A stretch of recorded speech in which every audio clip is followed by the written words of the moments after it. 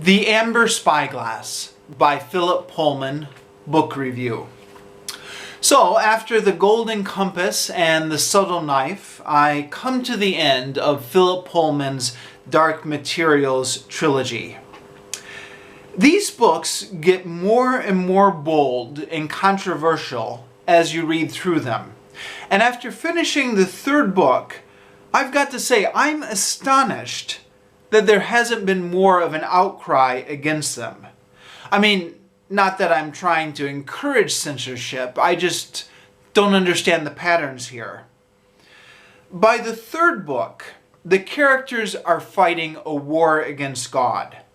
And not just any God, but quite explicitly the God of the Old Testament. And his regent, Enoch, another Old Testament character who becomes a character in this book.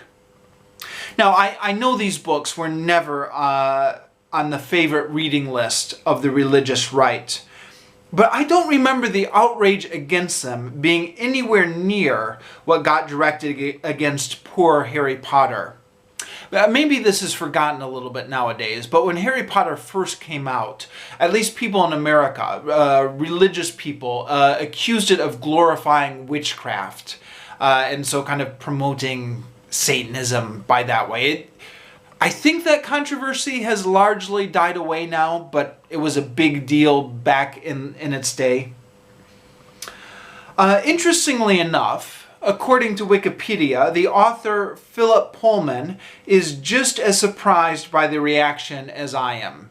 Quoting from Wikipedia here, Philip Pullman, "I've been surprised by how little criticism I've got.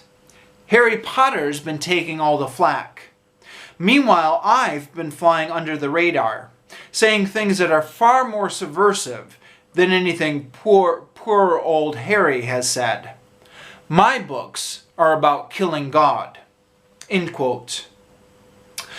The books also get more and more preachy as you read through them. At first, the themes were just in the background of the first book.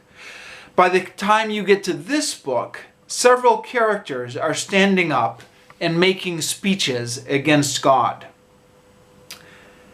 If it is possible to look past the controversial subject matter, there is also a pretty good story going on in this book as well.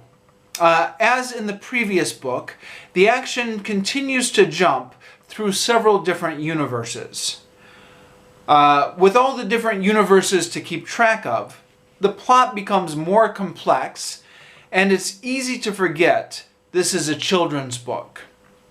We encounter lots of interesting creatures from many different worlds. In my opinion, though, the story lags a bit during the long section that involves the journey to the land of the dead.